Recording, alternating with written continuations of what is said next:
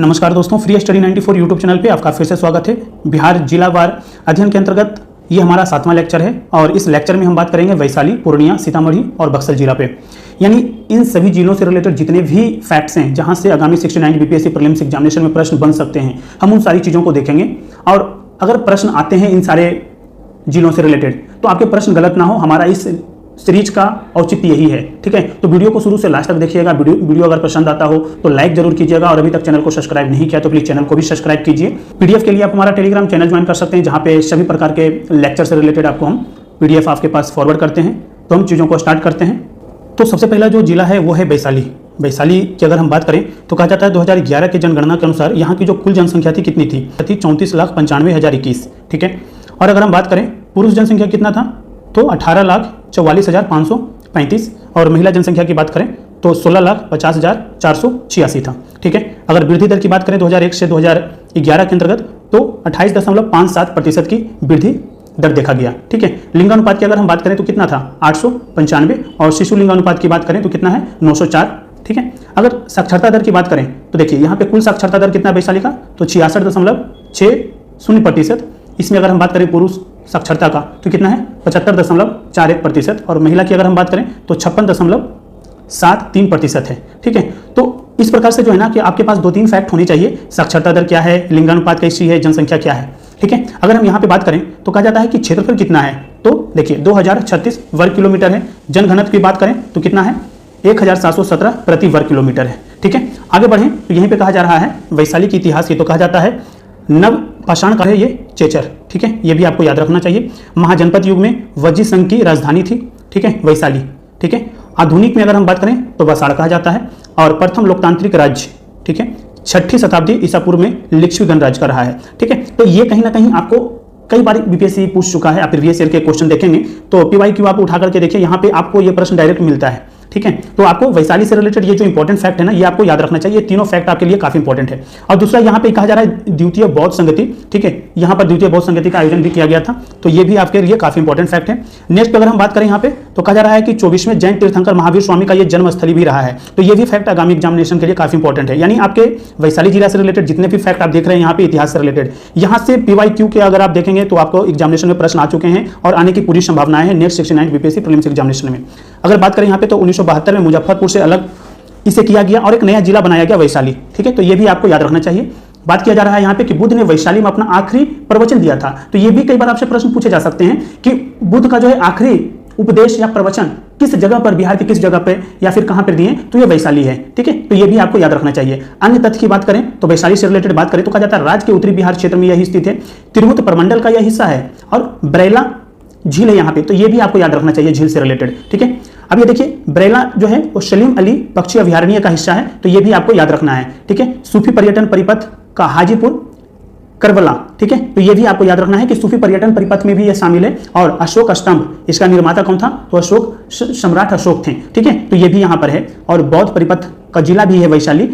महनार महोत्सव यहाँ पे होता है और दलहन उत्पादकता में द्वितीय स्थान पर है बिहार में। तो यहाँ पर ये जो फैक्ट हैं ये आप इंपॉर्टेंट है, ये आप इसे ध्यान रखिएगा। ठीक है, दलहन उत्पादकता में द्वितीय स्थान पे है, ये 2021 और 22 का डेटा कह रहा है। ठीक है, अगर हम यहीं पे बात करें कि वैशाली जो जिला है बिहार के कितने जिलों से इसकी बाउंड्री लगती है तो देखिए यहाँ पे मुजफ्फरपुर का जिला यहाँ पे बाउंड्री लग रहा है। ठीक है, यहाँ पर हम बात करें तो यहाँ पे समस्तीपुर से बाउंड्री लग रहा है। ये आपका पटना का जिला, पटना का बाउंड्री है पटना से, और ये सारण से है। ठीक है, तो ये 4 जिलों से लग रहा है इसकी बाउंड्री वैशाली का। ठीक है, तो इस तरीके से हमने वैशाली के बारे में जितने भी फैक्ट्स हैं जहां से आगामी एग्जामिनेशन में प्रश्न बन सकते हैं उन सारे फैक्ट्स को देख लिया। नेक्स्ट हमारा पूर्णिया जिला। पूर्णिया जिला की अगर हम बात करें दोस्तों तो कहा जा रहा है कि 2011 के जनगणना के अनुसार यहाँ की जो कुल जनसंख्या थी वो कितनी थी तो 32,64,619 था। अगर पुरुष जनसंख्या की बात करें तो 16,99,370 है और महिला की बात करें तो 15,65,249 है। ठीक है, अगर वृद्धि दर की बात करें 2001 से 2011 के अंतर्गत तो कितनी वृद्धि दर दर्ज की गई यहाँ पे तो देखिए 28.33%, तो ये आपको याद रखना चाहिए। ठीक है, लिंगानुपात की बात करें तो 921 है। ठीक है, अगर शिशु लिंगानुपात की बात करें तो 954 है। ठीक है, साक्षरता दर की बात करें तो कहा जा रहा है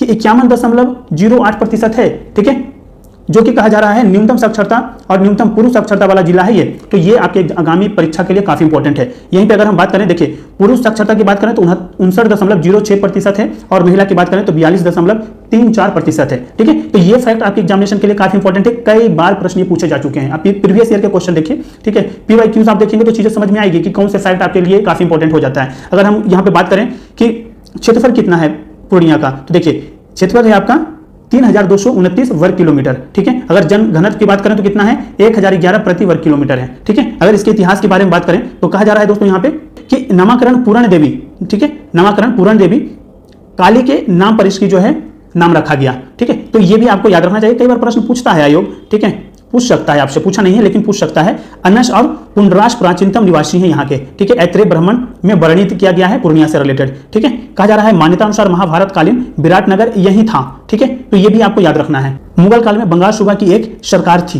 पूर्णिया का। ठीक है, 1765 ईस्वी में ईस्ट इंडिया कंपनी का कब्जा हुआ और 1770 ईस्वी में यह जिला बन गया। कौन? पूर्णिया जिला। ठीक है, स्वदेशी आंदोलन और किसान सभा आंदोलन का प्रमुख क्षेत्र यह रहा, तो यह भी आपको याद रखना चाहिए। अन्य तथ्य की बात करें तो कहा जाता है यहाँ पे मलबरी रेशम जूट उत्पादन का प्रमुख क्षेत्र है। ठीक है, यह फैक्ट आपसे आयोग ऑलरेडी पूछ चुका है। ये फैक्ट जो है ना आपसे ऑलरेडी पूछा हुआ है, तो कहीं ना कहीं ये चीजें आपको हमेशा ध्यान में रखना चाहिए कि डायरेक्ट क्या पूछा है, यानी जूट उत्पादन में बिहार में सर्वश्रेष्ठ जिला कौन सा है, तो आपको याद रखना चाहिए कौन है, तो ये पूर्णिया है। आप PYQ देखेंगे, PYQ में क्वेश्चन आया हुआ है। ठीक है, आप देख सकते हैं वहां पे जाकर के। कहा जाता है चुनापुर हवाई अड्डा है यहाँ पे और चीनी मिट्टी का प्रमुख क्षेत्र भी रहा है।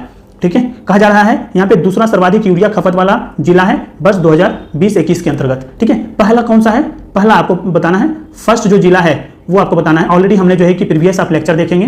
ठीक है, तो आपको सारी चीजें क्लियर हो जाएंगे।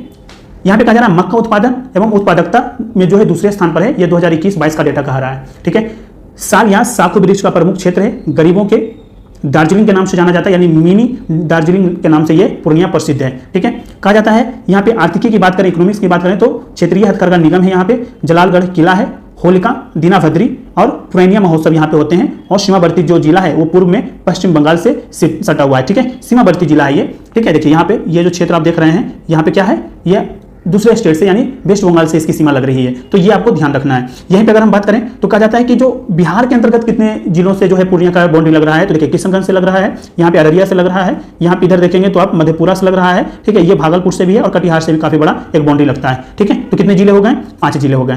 ठीक है, तो ये भी आपको ध्यान रखना चाहिए।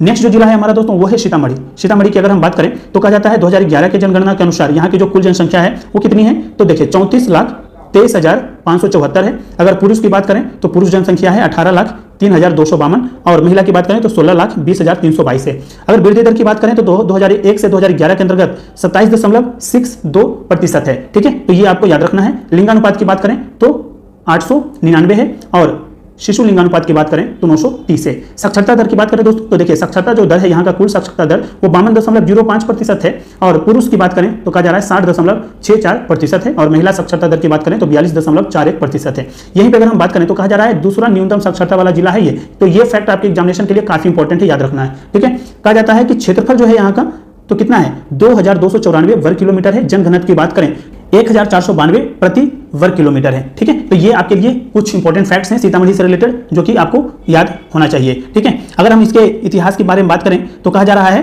कि वर्ष 1972 में मुजफ्फरपुर जिले के विभाजन से ये सीतामढ़ी बना है। ठीक है, इसका जो मुख्यालय है ढुमरी है, सीतामढ़ी से 5 किलोमीटर दूर है। अंतर्राष्ट्रीय सीमा से जो सटा जो है जिला है ये, और यह नेपाल से बाउंड्री इसकी लगती है। ठीक है, तिरहुत प्रमंडल का यह हिस्सा है। बागमती नदी का बिहार में प्रवेश जो है सीतामढ़ी से ही होता है, यानी शोरावती ग्राम सीतामढ़ी। ठीक है, और नेपाल की पवित्रतम जो नदी है वो कौन है, बागमती है। तो ये भी आपसे कई बार पूछ सकता है आपसे आयोग। ठीक है, भैंस के दूध उत्पादन का प्रमुख क्षेत्र है, तो ये आपको याद रखना चाहिए, भैंस के दूध उत्पादन का प्रमुख क्षेत्र है और बिहार में जो है द्वितीय स्थान पे है 2021-22 के जो है डेटा के अनुसार। ठीक है, यहीं पे अगर हम बात करें तो कहा जाता है महाभारत की कथा से जुड़ा हुआ यह स्थल है और बिहार का तीसरा सर्वाधिक कच्ची सड़क की लंबाई वाला जिला है। तो ये भी आपके एग्जामिनेशन के लिए काफी इंपॉर्टेंट फैक्ट है, याद रखना है। ठीक है, क्षेत्रीय हथकरघा निगम का कार्यालय भी है यहाँ पे। ठीक है, और यहाँ पे बात करें तो कहा जाता है रामायण परिपथ के जो 3 स्थल हैं वो कौन कौन से हैं, पंथ पाकड़ है, ठीक है, हलेश्वर स्थान है और माँ जानकी जन्मस्थल पुरैना धाम है। ऑलरेडी ये क्वेश्चन आपके लिए काफी इंपॉर्टेंट है, पुरैना धाम याद रखिएगा, करंट न्यूज में बना हुआ है।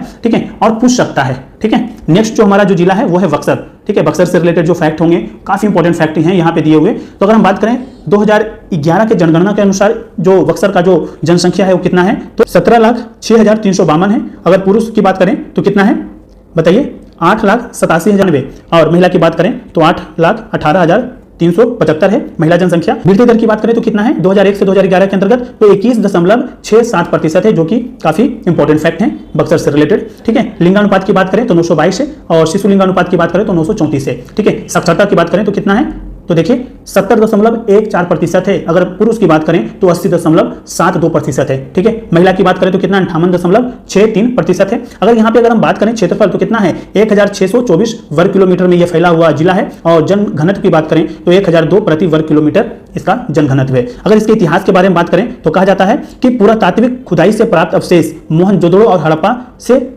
जोड़े जाते हैं, तो यह भी आपको याद रखना है।